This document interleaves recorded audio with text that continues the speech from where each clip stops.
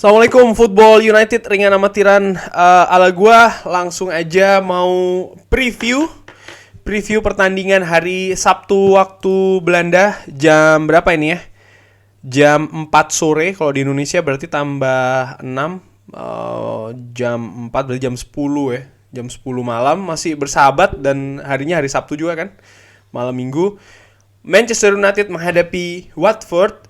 Menurut gue ada dua hal yang penting di pertandingan ini. Nomor satu adalah tentu saja Manchester United harus mendapatkan atau meraih kemenangan. Kenapa? Yaitu tadi untuk menjaga persaingan sekali lagi di empat besar. Karena ya hanya dengan 3 poin demi 3 poin Manchester United bisa tetap terus bersaing ada di sana, karena persaingannya juga cukup ketat. Naik turun ada di sana, West Ham, Arsenal, Wolverhampton, dan juga Tottenham. Sekarang sih kalau gue lihat ada dua tim yang paling berpeluang adalah Manchester United dan Arsenal ya, karena Tottenham kalah menghadapi Burnley, Wolverhampton juga ya poinnya masih agak jauh kalau dibandingkan dengan Arsenal. Tapi kalau Wolverhampton mampu menang di 2 pertandingan berurutan, maka poinnya akan sama dengan Manchester United. Jadi cukup ketat lah persaingan di atas ini.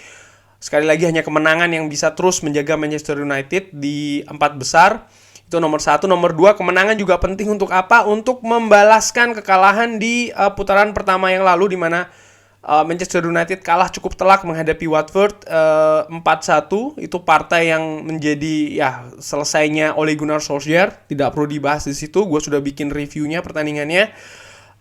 Watford menurut gue tim yang cukup unik di musim ini ya. Cukup sering ganti pelatih, termasuk yang paling sering mungkin dibandingkan kontestan yang lain. Diawali dengan Xisco Munoz, lalu selesai digantikan oleh Claudio Ranieri. Claudio Ranieri sendiri merupakan pelatih yang syarat pengalaman bukan hanya di Inggris tapi juga di internasional ya. Pelatih Italia ini bahkan sempat membawa Leicester menjadi juara Liga Inggris, tapi tidak bertahan lama di sana karena hasilnya tidak sesuai yang diinginkan mungkin oleh manajemen. Diganti sekarang oleh Roy Hodgson. Roy Hodgson juga pelatih yang syarat pengalaman, baik itu di Liga Inggris maupun juga internasional ya. Dia juga pernah melatih timnas Inggris, pernah melatih tim top macam Liverpool ya kan, punya segudang pengalaman. Dan tentu saja kalau menurut gue manajemen ini mengambil langkah demikian cukup drastis karena ingin menyelamatkan Watford dari ancaman degradasi. Tapi apa yang terjadi? Sampai dengan pertandingan ke-25 ini Watford masih berada di peringkat 19 atau kedua dari bawah dengan nilai 18 ya. Ya seperti gue perkirakan, Watford ini salah satu tim yang cukup berpeluang untuk bisa degradasi ke Championship. Nah, kalau gue lihat dari partai-partai terakhir, 5 partai terakhir Watford di kompetisi domestik Liga Inggris tidak pernah meraih kemenangan. Tapi mereka berhasil mengejutkan di Villa Park ketika menang menghadapi Aston Villa, tuan rumah Aston Villa 0-1. Tapi kalau dilihat lebih detail lagi di pertandingan tersebut, ya sebenarnya Aston Villa menguasai pertandingan ya. Mereka punya shot on goal sangat banyak banget, possession juga mereka kuasai, tapi mereka tidak mampu mencetak gol, mereka tidak mampu clinical, dan ini akhirnya dihukum oleh Watford. Watford sendiri sebenarnya punya beberapa pemain depan yang cukup berbahaya ya. Sebut saja Ismail Assar contohnya ya kan. Lalu dia juga punya Joshua King, punya Emmanuel Dennis utamanya. Pemain yang ya gue cukup impress lah, cukup memukau penampilannya musim ini bersama dengan Watford. Yang menarik ya, di beberapa partai terakhir seperti ketika menghadapi West Ham United, ketika menghadapi Burnley, menghadapi West Ham mereka kalah 1-0, menghadapi Burnley mereka seri 0-0. Kalau gue ngeliat di statistiknya ya, Watford ini mereka seperti menahan betul tim lawan supaya tidak banyak melakukan shot on goal. Total shots mungkin saja mereka banyak, tapi total shot on target itu betul-betul berusaha untuk dieliminir, artinya dibikin seminimal mungkin. Nah, ini bagaimana caranya? Bagaimana lagi kalau bukan dengan bermain dengan low block, bertahan dengan cukup ketat dan disiplin. Menurut gue ini bisa jadi tantangan bagi Manchester United kalau Manchester United tidak tampil kreatif, tidak tampil berani utamanya ya dalam melakukan serangan. Karena kalau gue lihat atau gue pikir bukan tidak mungkin di pertandingan nanti Manchester United akan sangat dominan baik itu di possession maupun juga di peluang. Cuman lagi-lagi 3 poin itu hanya bisa diambil dengan kemenangan. Bagaimana cara melakukan kemenangan? Ya harus membuat gol, harus mencetak gol ya kan. Artinya tidak cukup menguasai possession, tidak cukup controlling the game, tapi juga harus bisa tajam, harus bisa clinical ketika memanfaatkan ya momentum dan juga peluang-peluang di depan gawang.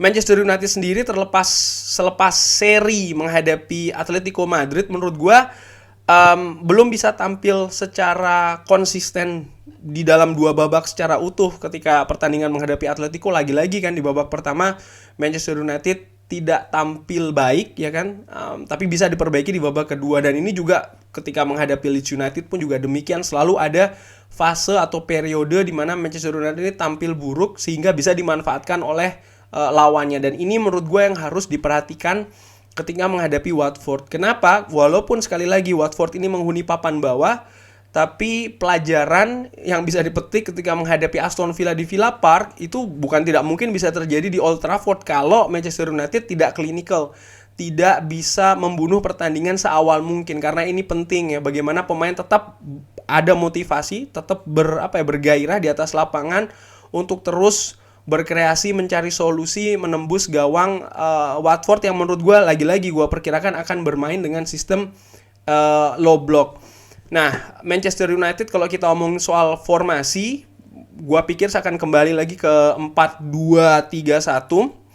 David De Gea gue pikir akan menjadi penjaga gawang di belakang, duet back ya. Mungkin Harry Maguire akan kembali diduetkan dengan Victor Lindelof. Kenapa? Karena Victor Lindelof bisa lebih mobile dalam melakukan atau membantu serangan. Baik itu dengan umpan-umpan direct lambung yang cukup jitu, maupun ya itu tadi ya, tusukan langsung dari belakang seperti ketika menghadapi Leeds kalau tidak salah, gue lupa tuh. Ketika ya itu tadi dia membantu gol yang tercipta. Jadi menurut gue ya Victor Lindelof merupakan bisa jadi pilihan di sana. Lalu di sebelah kanan gue pikir Diogo Dalot bisa diberikan kesempatan. Kenapa ya? Karena lebih bertipikal menyerang dibanding dengan Aaron Wan-Bissaka. Lebih bisa membantu untuk memberikan variasi bagi para pemain depan Manchester United untuk ya cari solusi ya, membongkar pertahanan dari Watford. Di sebelah kiri siapa? Alex Telles tentunya. Alex Telles sekali lagi juga sama seperti Diogo Dalot punya kemampuan menyerang yang lebih baik kalau gue pikir ya dibanding Luke Shaw. Jadi menurut gue ya bisa diberikan kesempatan. 2 pemain tengah pivot, gue pikir satu tempat untuk Paul Pogba. Satu posisi lainnya, nah ini tergantung Scott McTominay sudah sembuh atau belum. Karena di pertandingan terakhir ketika menghadapi Atletico Madrid kan tidak dipakai atau tidak dimainkan karena kondisinya tidak fit, masih sakit kan, itu yang dikatakan oleh Ralf Rangnick.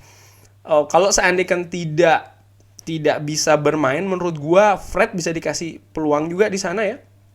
Ataupun juga nanti bergantian dengan Nemanja Matic. Tapi gua kalau seandainya Scott McTominay tidak bisa dimainkan, gue lebih memilih Pogba diduetkan dengan Fred. Sementara Bruno Fernandes menurut gue tidak perlu ditanyakan lagi, berada di belakang striker. Siapa striker utamanya? Tidak punya pilihan banyak selain Cristiano Ronaldo. Di sebelah kiri, gue pikir sayap kiri serang Jadon Sancho seperti biasa ya. Harus terus diberi kesempatan karena penampilannya semakin lama semakin bagus, supaya tidak kehilangan momentum.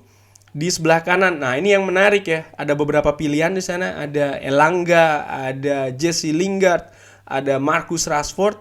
Elanga luar biasa, 2 pertandingan berturut-turut 2 kali mencetak gol. Tapi kalau menurut gua, karena menghadapi Watford ya, mungkin seorang Marcus Rashford bisa dicoba lagi, dimainkan lagi. Gua sepakat, banyak teman-teman mengatakan ya Rashford bermain jelek.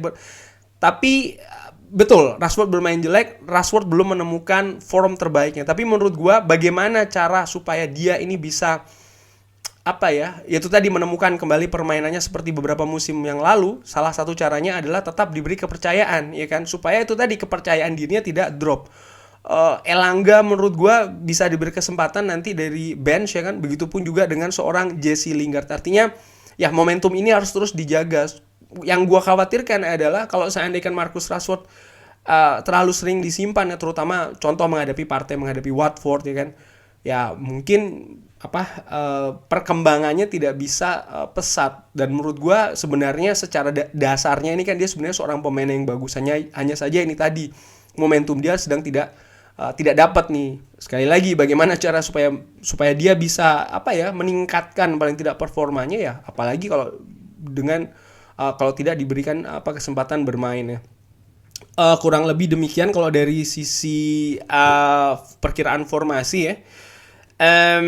Ya Watford menurut gue lagi-lagi bisa jadi berbahaya kalau seandainya kita tidak bisa kita terlalu lama lah katakanlah bermain 0-0, apalagi kita bermain 1-0 ya, tidak bisa mencetak gol pembunuh karena kita terlalu sering menghadapi Southampton contohnya ya kan, dan juga partai-partai sebelumnya di mana kita tidak bisa mencari gol pembunuh, justru akhirnya lawan yang bisa menemukannya, akhirnya menyamakan kedudukan ketika menghadapi Middlesbrough, yaitu juga contoh, menghadapi Burnley pun juga demikian, dan gue harapkan tidak terjadi ketika menghadapi Watford. Zona atau ya scoring minutes-nya biasanya mereka ini mencetak gol di 15 menit terakhir ini sebanyak 36%, dan ini menurut gua harus diwaspadai. Karena apa? Karena menit-menit seperti itu biasanya menit-menit rawan di mana konsentrasi pemain juga sudah cukup rendah karena mungkin kondisi fisik. Jadi menurut gua tetap harus waspada. Kalau bisa ya mencetak gol sebanyak mungkin di babak pertama itu jauh lebih bagus daripada ya masih keadaan 1-0 dengan jangka waktu yang cukup lama. Karena apa? Again, Watford punya kemampuan untuk itu tadi membuat tuan rumah kecewa, dan itu sudah ditunjukkan ketika menghadapi Aston Villa. Kurang lebih demikian preview ringan amatiran ala gua Manchester United menghadapi Watford.